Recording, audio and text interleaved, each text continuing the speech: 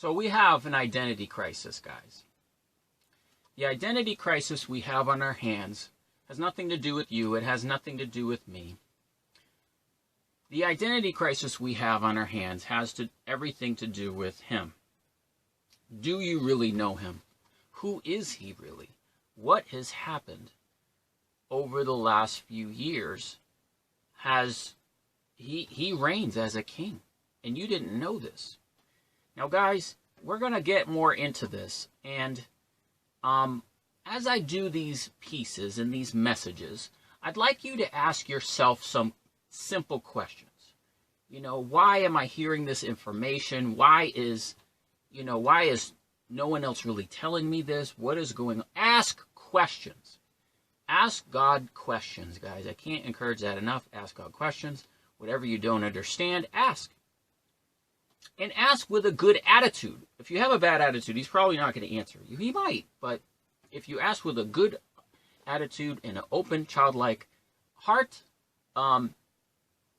you'll find out some stuff going on. That's everything I'm doing here is to tell you about a different Jesus than you're prepared for. First off, his name is not Jesus, nor is his name Yeshua.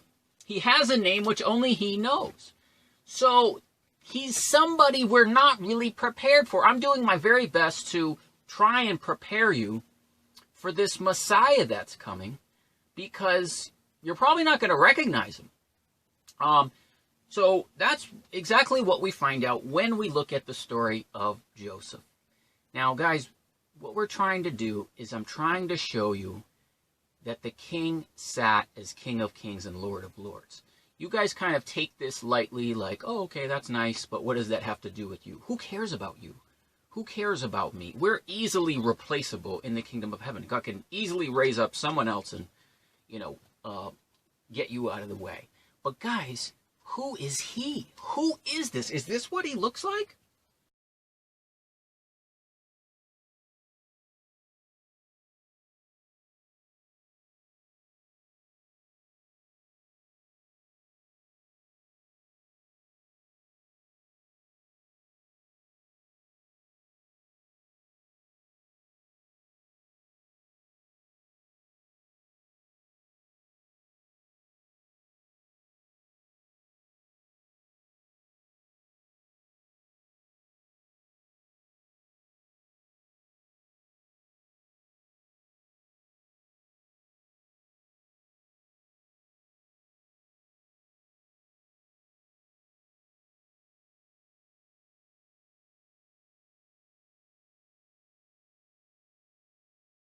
The channel, but we look at the sign of the Son of Man and the types in the past. So I'll put those videos in the description field.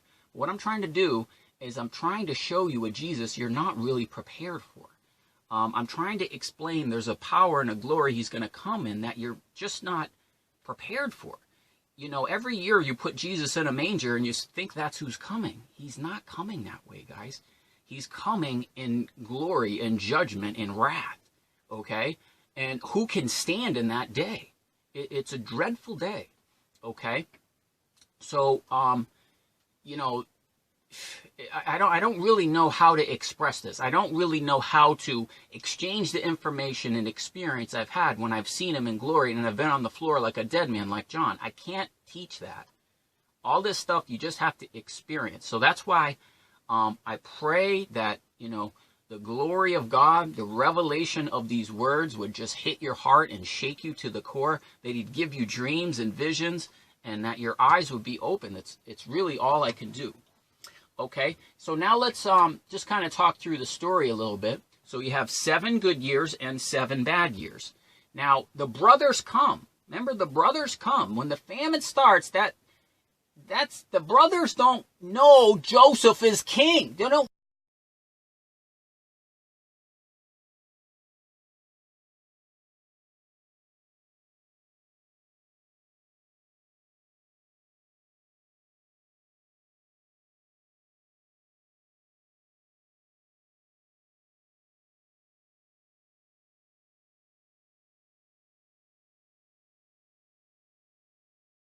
No, Joseph is second in command in Egypt. he doesn't, the Lord doesn't go and tell his family, hey guys, I'm Lord. I'm sitting on the throne. He hasn't told us either. I'm giving you new information. I'm giving you information ahead of time. They're not going to know until they're in the Great Tribulation. And then they keep coming. They don't know it's Joseph. Then, and he wants to reveal himself, but he speaks to them harshly. And let me tell you, the Lord is speaking to me harshly with these things. He's speaking to me boldly. But I know in this story, his heart yearns and longs to reveal himself in his glory. And he will.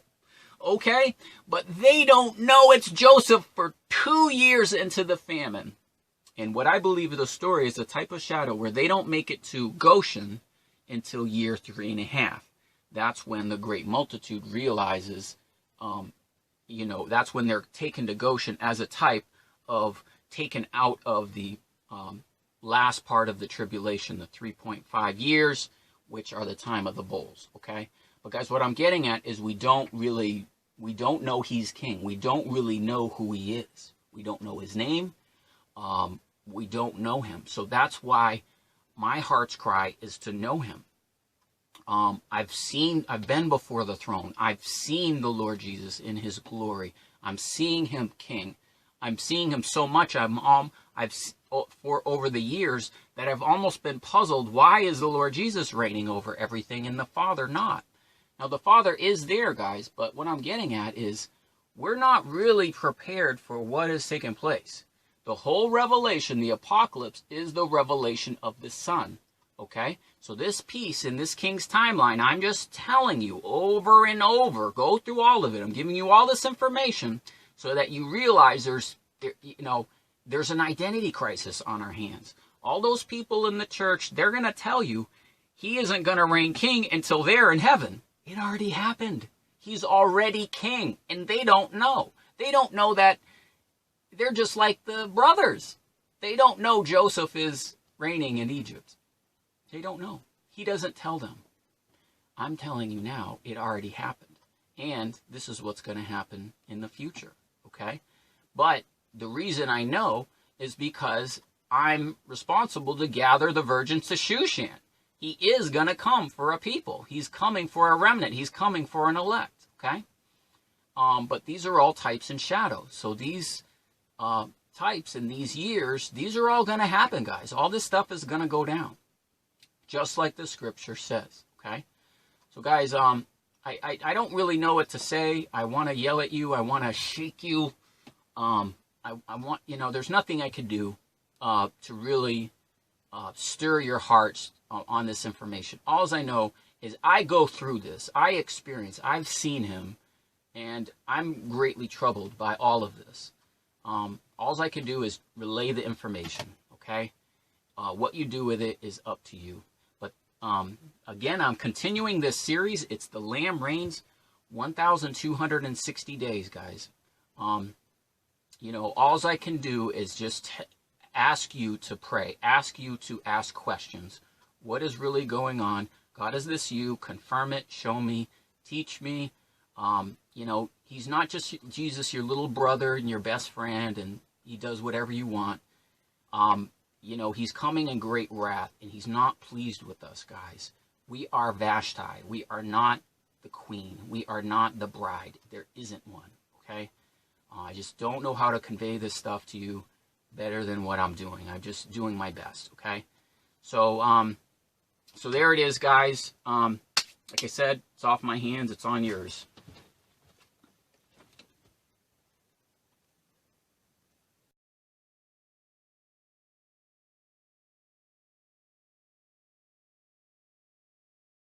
Friends, herein lies one of the great mysteries of Bible prophecy. We're here in Bethlehem at the wall separating Israel from Palestine. And guys, I was shocked to see this mural on the wall.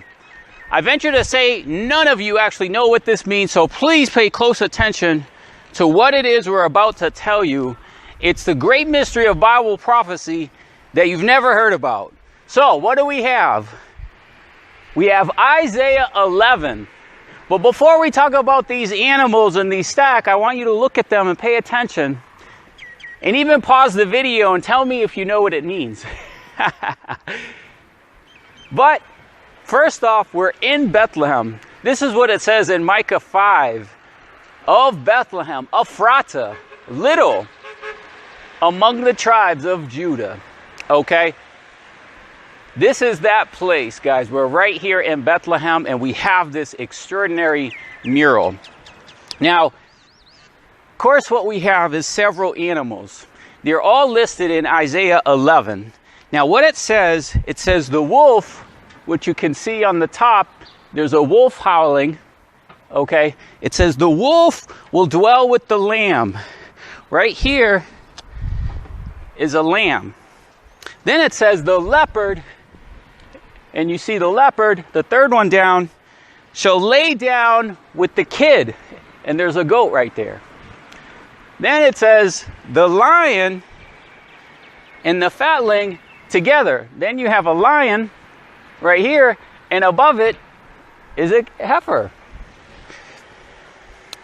And a little child shall lead them. So the little child is the son of perdition.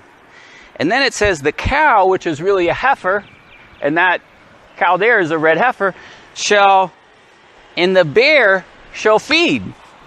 Okay? So now you have a cow here, you have a bull here, and you have a bear. You have a perfect description of what we see in Isaiah chapter 11, verses 6 and 7.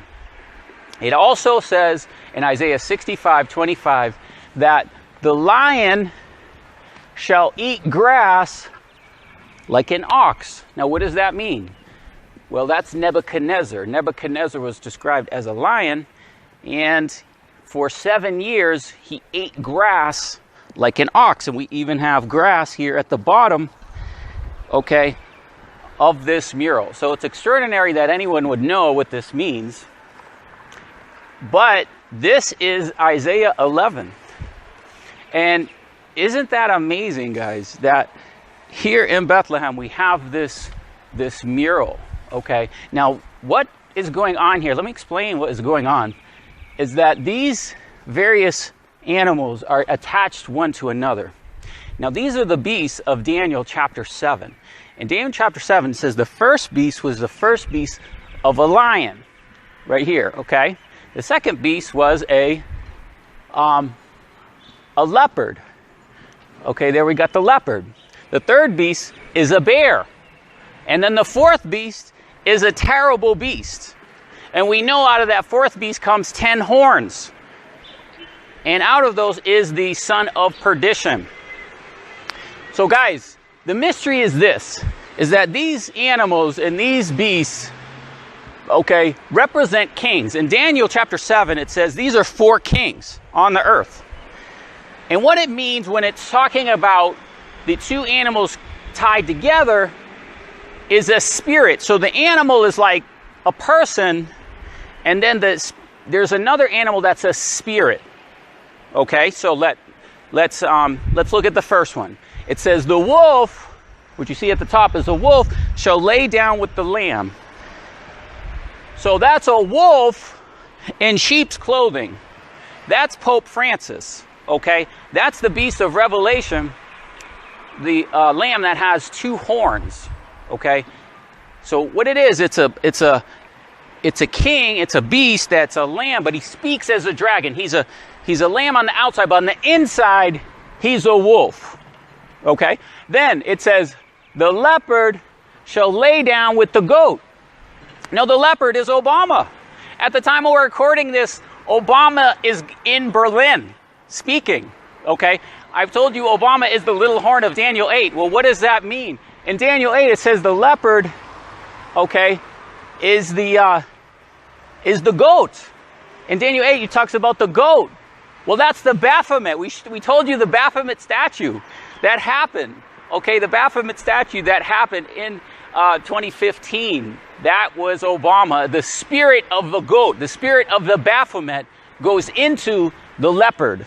Okay, it's deeper than that. We got more videos on this, guys, if this is probably new to you. All right, but then what it says the lion And the cow or the cattle, well, again, that's Nebuchadnezzar. The lion has a spirit of an ox. Nebuchadnezzar was a king, and through his pride, the watcher said, "You will eat grass like an ox." That's a spirit. That's an evil spirit is indwelling Nebuchadnezzar for 7 years. And he acted like a beast. That's Donald Trump. Donald Trump is the lion. He's the seventh. Now, the other thing about Micah chapter 5 that's extraordinary, it talks about 7 shepherds. Okay? And then the 8th. So, those 7 shepherds are those 7 in Revelation 17:10. Revelation 17:10, it says there one is, okay? And it's talking about these kings, all right? Then there's the 7th. The 7th is the 7th shepherd. That's Trump. Trump is this lion. That's why Trump, there's like 2 Trumps, okay? Trump is sometimes, he's influenced by a spirit, okay? He's influenced by a beast, an ox, okay? Madness, all right? So, guys, that's just what's going on. That's what all these mean. This is the great mystery of Isaiah 11. I have taught this before in notes. I have not done a message, and I'm so glad I did because I'm in Bethlehem. I saw this, and I'm like, oh my goodness, it's right here. It's right here. This is the great mystery in Bethlehem of the 7 shepherds. Okay, so Trump is the 7th. That must continue for a short space. So guys, that's what we have in this mural. We have the lamb that's indwelled with the wolf. We have the leopard that has the Baphomet, the goat, okay? And that's exactly what it says. It's a satire, it's a goat, it's a Baphomet in Daniel chapter 8. That was Obama, that little horn, all right? We got the lion with the ox, and we got the bear. We got Vladimir Putin right here. These are the 4 kings. Well, these are the 3 of the 4 kings in Daniel chapter 7. Vladimir Putin is the bear, and all these guys are on the scene right now and major players in Bible prophecy. So guys, thanks for watching. We're going to have more on this because that cow right there, that's a red heifer. We're going to do a whole message on the red heifer. Okay? That's literally what it says in the Hebrew. It's a heifer. Okay? And that's what it says in Isaiah 11. This is amazing. So to God be the glory for all this information, for allowing me to be here in Bethlehem for this time. And guys, please watch the playlist on the little horn. That's Obama, the leopard, in Berlin right now. Okay, we have Putin, the bear. We have Trump moving the, acknowledging the Golan Heights. So thanks for watching, and God bless you. We got Trump right here, guys.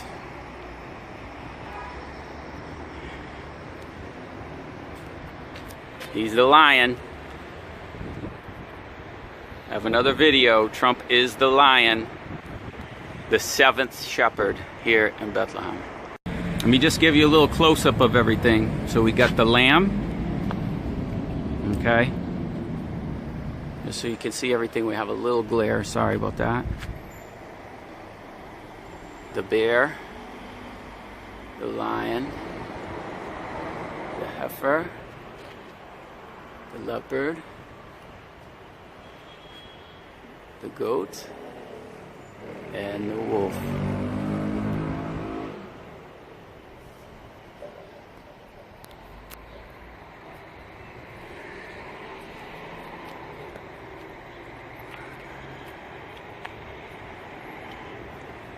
All described perfectly in Isaiah 11.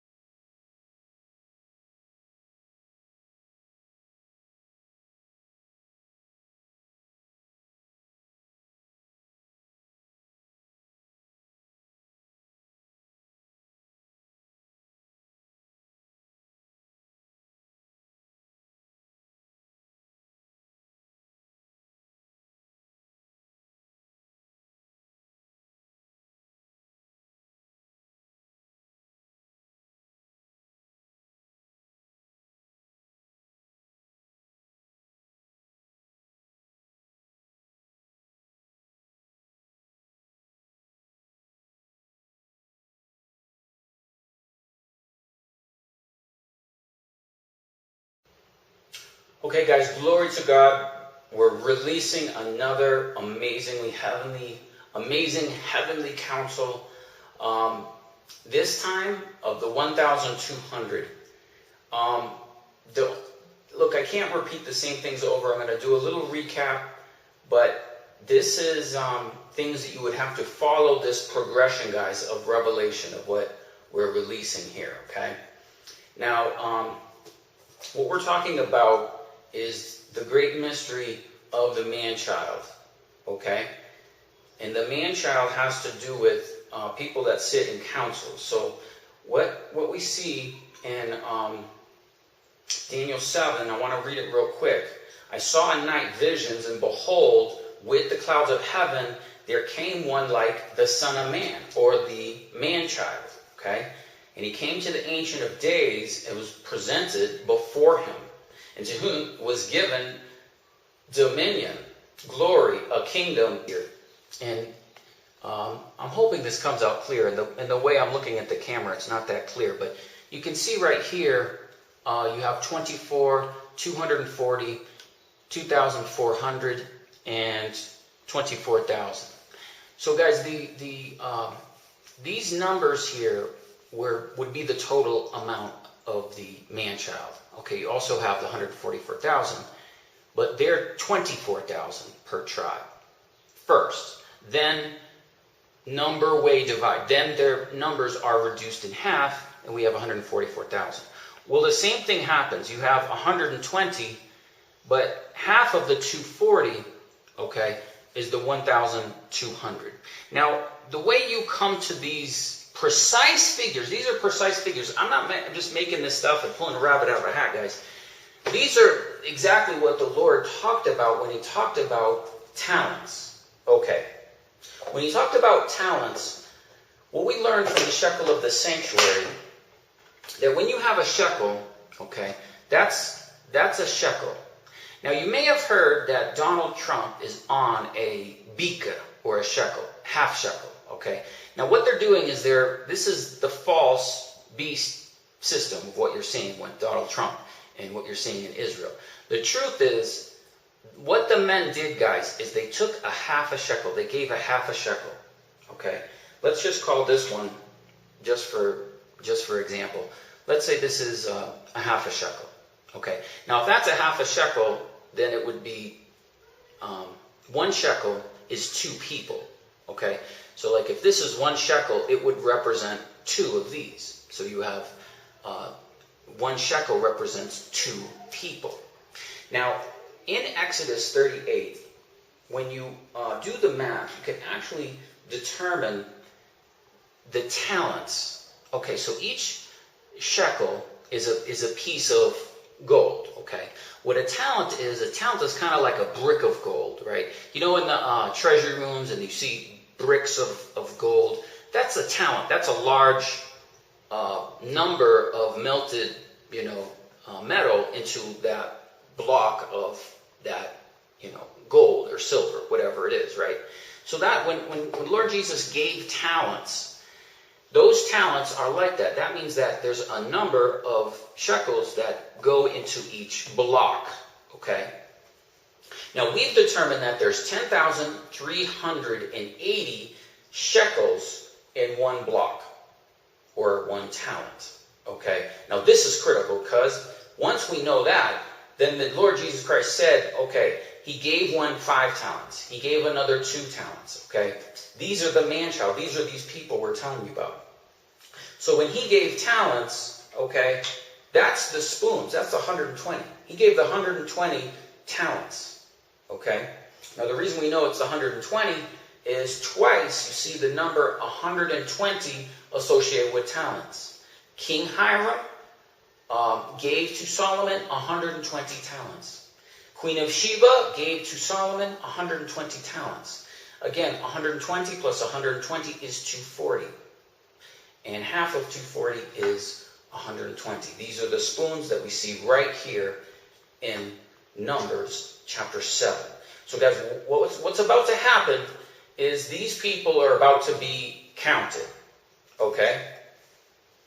And then what happens is Numbers chapter 9 is Passover.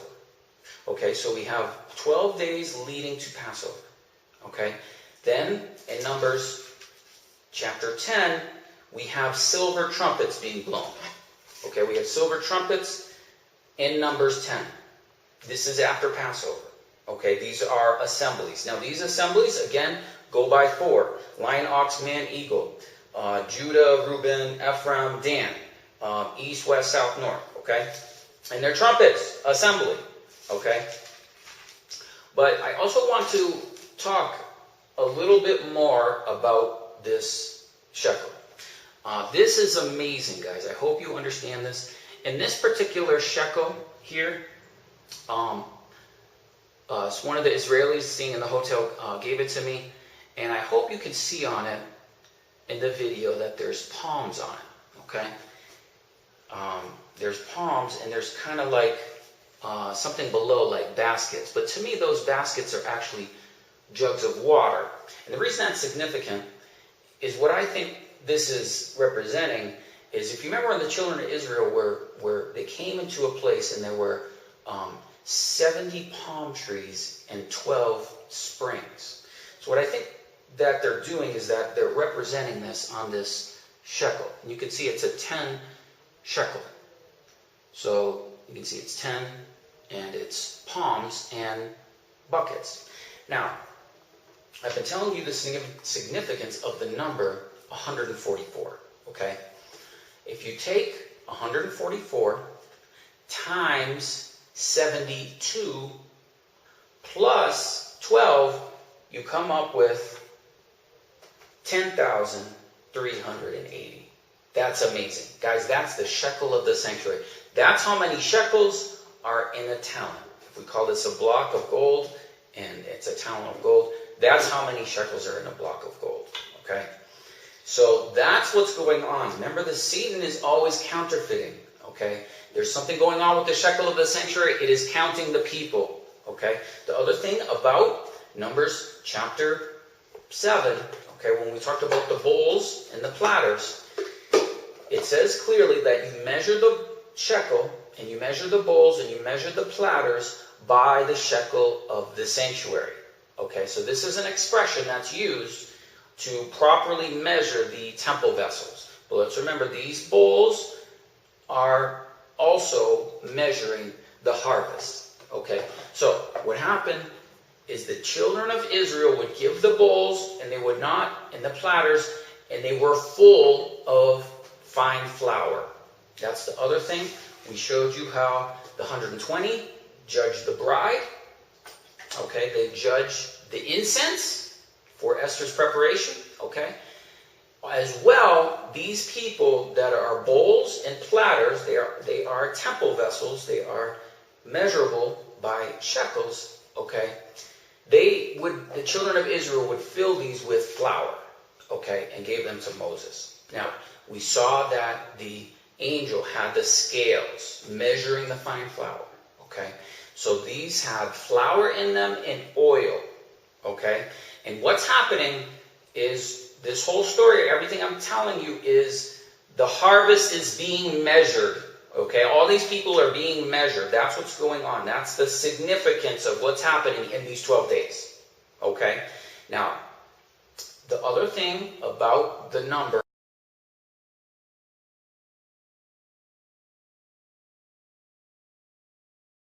144, okay? If some of what I'm saying doesn't make sense, guys, I'll put links in the description field. I've already talked about everything I'm saying. None of this is new, okay? It might be new to you, but the number 144, okay. John says, measure the temple, okay? He's given a reed like a rod, and he's in Revelation chapter 11, measure the temple, okay? And he measures the temple. This is actually a measurement right here, if I can fit it in the whole thing in the camera. Not really, but that's 2.5 cubits, okay? Now, once you know that cubit measurement, okay, properly, it is 25.2 inches, okay? There's a mystery, guys. There's an inner court. He says, measure the inner court. If you measure an inner court of 144 cubits, the measurement of it, of one wall, is 300 feet. 2 walls, 300, so it's a perfect square. So the measurement of all 4 walls together is 1,200 feet. Again, representing these people. Okay? The reason I'm giving you this whole breakdown is because Gideon had his army. When Gideon had his army, he had 300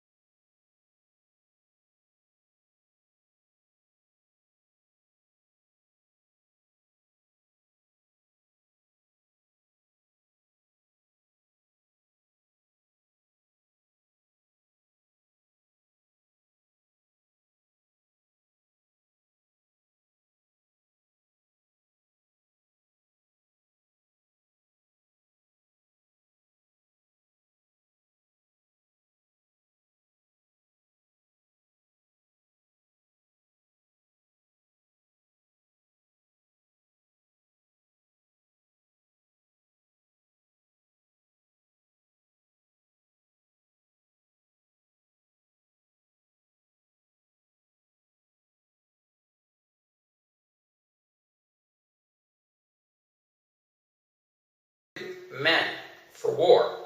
And what he gave them trumpets.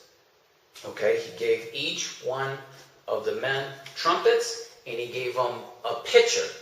So a pitcher is like this, and a pitcher had a light in it. Let's see if my light will cooperate. Okay, looks like it is. Alright, there we go.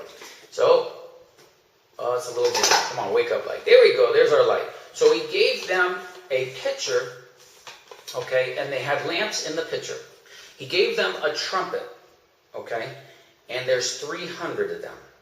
Now guys, this is real, okay, so what God is doing is he's assembling the people, all right, but he's saying there's too many, okay, there's too many, we need to reduce them, okay, so you know the story about Gideon and how the number was reduced to 300 mighty men, okay, now remember, they go forth with trumpets, all right, and they're given this lamp. So just like the virgins had oil in their lamps, they had lamps burning, so do the man-child, these 1,200, okay? So that is also something that happens, guys, at this time. The reason I say it's this time is because Gideon, what he did is the angel visited him. And when the angel visited him, he made for him unleavened bread and a kid. Now, Gideon was poor. So this is actually, if you were poor and you couldn't afford a sheep, you would give a kid, a goat, okay? So what Gideon is doing, he's actually doing Passover and unleavened bread when this angel is coming. He gives for the angel the kid, he prepares it for the angel, and he makes unleavened bread. So that's giving us time, okay? And then he at the same time, he's assembling these people. And he's giving them trumpets, and he's giving them, as well, lamps, okay? So what I'm getting at is these 300 men represent just one section, okay? Remember, it's east, west, south, north, okay? So one wall or one section of troops for the 1,200 is only 300. And Gideon further breaks them down into groups of 100. So with one wall, one section of any gates, you always have 3 gates. Okay, so he's dividing the 300 men into 3 gates. Okay, but that's just one wall. If you take the other walls and you take the other sections, you have 1,200. Okay, hopefully that makes sense. But that is why I'm telling you about this time, because we have the bowls and platters measuring the harvest. Okay, 12 days before Passover. All right, we have Joshua. Joshua kept the Passover. Then he had 7 trumpets, and he went around Jericho. 7 trumpets. Okay. Now we also have Gideon. Gideon had 300 men. He gave 300 trumpets. Okay, at unleavened bread. So what we have is we have something amazing going on, guys. Okay, exactly what this means, if this will manifest. Some of you may not see or understand anything I'm saying. That's okay. If there's only one person that understands what I'm saying and is actually part of the stuff I'm talking about, I rejoice, okay? I'm just doing this out of obedience. This is progressive revelation, guys. These are things that people don't know about, okay? But these are real things. Now, let's remember that the spoons are 120, okay? And we saw that the spoons had 120 trumpets in the 7th month, okay? So that's already happened, okay? So these are all symbolisms and significant things about the time that we're in, okay?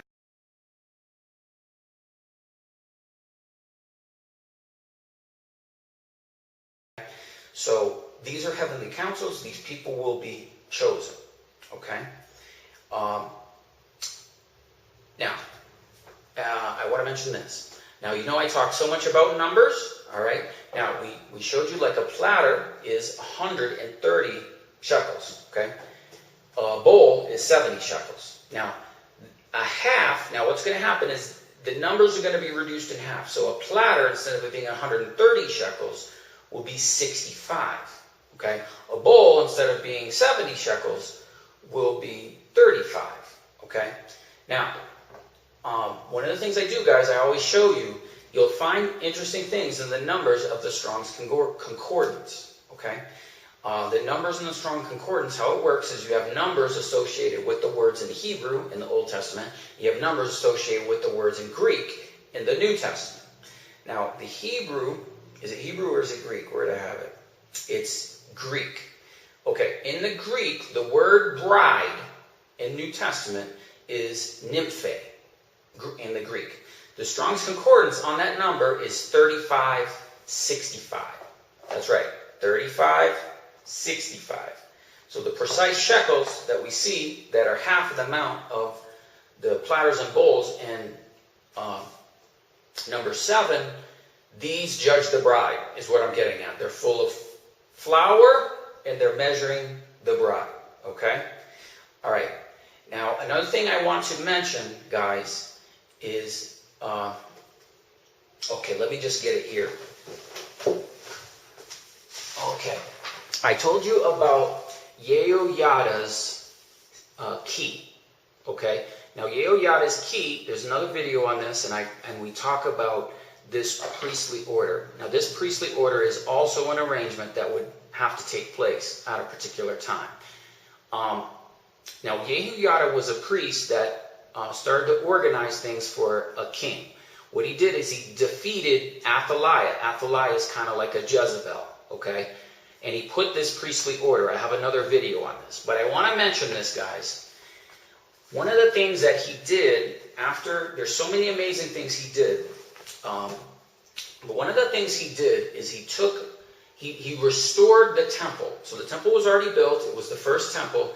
But he restored the temple, and what he did is he said a chest, okay? He put a chest and put a hole in it. Now, this is a large chest. I'm just doing this as an example. He put this chest in the temple complex and put a hole in it and said, okay, you know, people give to this work as we restore the temple, okay? And then what he did is he took the money and he gave it to the carpenters, okay? He gave it to the people doing the work. And that's the other thing that's happening, guys, is God is distributing to the people that are building his house, okay? There's going to be a shift. There's even going to be a financial thing going on with Yehoiada's chest. Now, in the Hebrew, where it says chest, it's actually Aaron, which is ark. So it's like another ark. It's not the Ark of the Covenant, but he put a box. He put an ark. He put a box with a hole in it, and he said, okay, anyone that wants to give, and, you know, this is going to the work of the house. And then he took the proceeds of that, and they went to the carpenters. Remember, I've been telling you about the 4 carpenters in the house, and the military, and everything. So that's what's going to happen, guys. The people that are doing God's work, there's provision for them, okay? And that's Yehoiada's chest. Okay, but let's keep going. We're still talking about these people.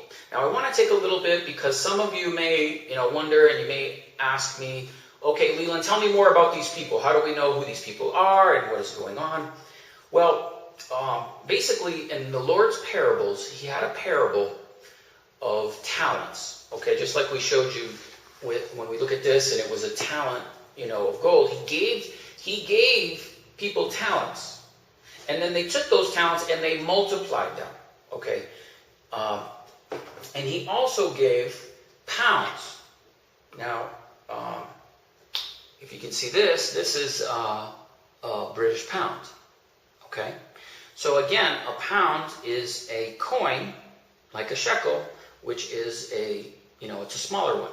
So there were people that had talents, which is a brick of gold, right?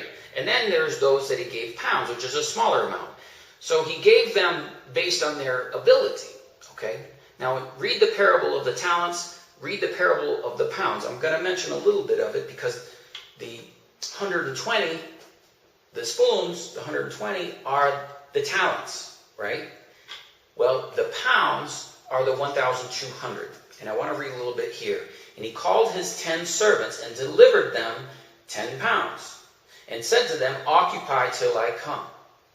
Okay, now, when you study a pound, when we're reading in Greek, you have to transfer the information into the Hebrew. Okay, so the Greek word there translates to the Hebrew minna, or manna. M-A-N-E-H, okay? And in Ezekiel, I think it's Ezekiel 45, it gives us the number of shekels that are in a pound, because a shekel is smaller. Okay, so picture the shekel being smaller than a pound, and it actually is. You can see, hopefully you can see a pound is thicker than a shekel, even in this example. But the number of shekels that go into a pound is 60 shekels. So if this is a pound, it would be 60 shekels. Okay? Now, but he gave them 10 pounds, right? Well, if you count up the shekels there, it's 10. The 10 pounds times 60 shekels, right? It's 600 shekels between those 10 pounds, right? Now, let's remember that in the shekel of the sanctuary, we told you before that for every 1 shekel, it's 2 people. Okay, so if this is 1 shekel, the men gave a half a shekel. So 2 men would represent 1 shekel. So then you have 600 shekels times 2 is 1,200 shekels. Okay, again, these are these people, guys, 1,200. I'm trying to explain. Now, I encourage you to read the whole thing, but basically what happens is he gives them the shekels, the one that he takes 1, he turns his 1 shekel into 10 shekels. Another takes, his 1 pound turns it into 10 pounds. Another takes his pound and he turns it into, I forget, 2 or 5. Okay?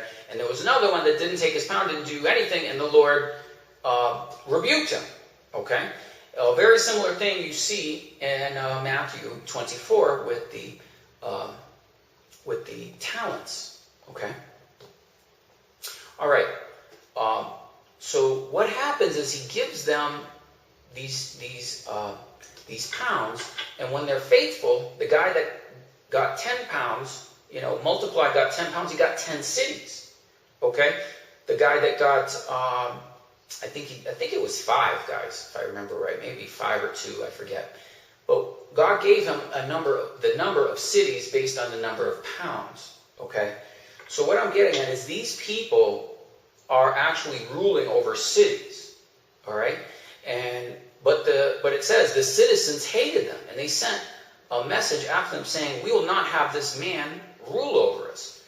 So when he sent them to a city, right? And then they were supposed to trade. They were supposed to increase the number of pounds.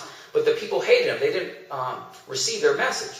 But when the king returned, it came to pass when the king returned, having received the kingdom, he said, bring those enemies which would not have this man reign over you and slay them before you.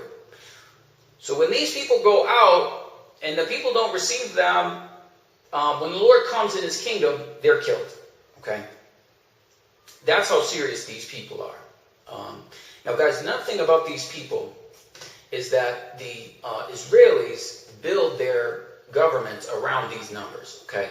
Now, some of you, I don't know if you know what the Knesset is. The Knesset is like a Congress in the United States, right? Now, they built that Congress off this number 120. Okay? Now, you may have also heard of the Mossad in Israel. It's kind of like CIA, or, yeah, it's more like CIA because it's international. That is also built off this number 1,200. I just want to mention those things, that they're using these numbers. They're somehow have learned this. I don't know of any teaching of anything I'm saying. All this is new to me. If it's new to you, it's new to me. But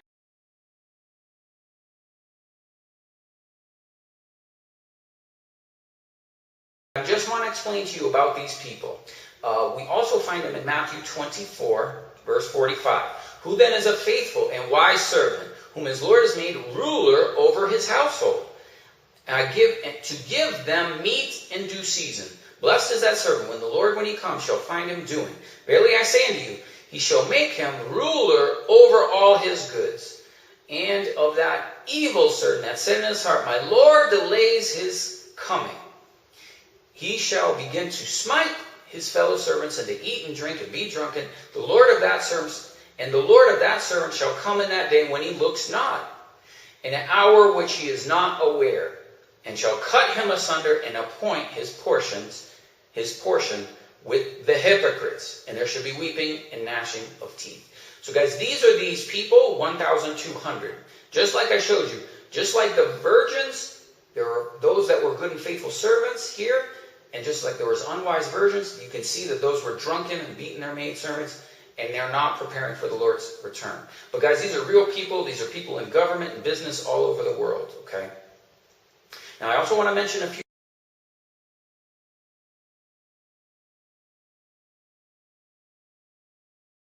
more things about them. They are called the keepers of the vineyard. In Song of Solomon, chapter 8.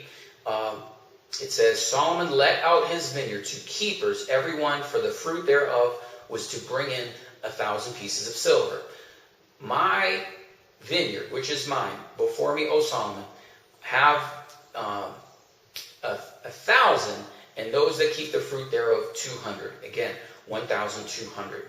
Again, guys, in the video, we talked about the shields of faith, right? Well, there were 200 large shields of faith, okay? And Solomon put those on the walls of the porch of pillars. We have another video on that. Okay, 200, all right? And Song of Solomon is a great mystery. Your neck is like a tower of David, building as an armory. Therefore hang 1,000 shields for the mighty men. So there are 200, okay, in 1 Kings chapter 10, and there's another 200 in Song of Solomon 4, verse 4, giving us total of 1,200. As well, let's see, what else? I don't want to make this video long, guys. I got a lot more information than this. I think that's what we're going to do, is conclude it from there. Well, okay, let's just summarize real quick. We got the trumpets, okay? We got 12 days leading to Passover. After Passover, we have the trumpets of assembly of the camps. We have the trumpets of Joshua, 7 trumpets. We have Gideon's army, 300 trumpets, okay? All happening after Passover. We have talked about the spoons. In this one, I also have other videos on this. If it's not clear, faith comes by hearing, and hearing the word. We got bowls, 70 shekels. Number 70, very significant. We have 130 into the platters, okay? We add those together, we have 2,400 shekels. That number, 2,400 shekels, will be reduced to 1,200 shekels, or 1,200 people. So guys, thanks for watching. Hopefully you have paid attention to the recent messages. Guys, the recent messages, what we're doing is we're assembling the troops, okay? We're assembling for battle. We're assembling for war. Okay? But these are councils in the heavens where these people will be picked and chosen in these upcoming days. That's what it appears. We have 12 days of this. We also have the measurement, guys, of the fine flour, of the harvest. Okay? We saw that in Revelation 6:6. Okay? Measure the wheat, measure the barley. Okay? The measurements are happening. Everything is happening, guys. Okay? So thanks for watching. What I strongly encourage you to do is to follow the Great Trumpet Army playlist. If not, you can actually just go back to the recent videos. When I started talking about the shield, okay, all those videos until now are contributing to the same thing. Okay, we've talked about Esther's preparation, we've talked about the trumpets, and everything else. So guys, I'm trying to talk slower. I'm trying to take my time. So hopefully this makes sense. I'm doing my best. So thanks for watching. God bless you. And please pay attention, because these are critical times. We'll see events on the news to the glory of Iesous Christmas and his soon coming kingdom. Amen.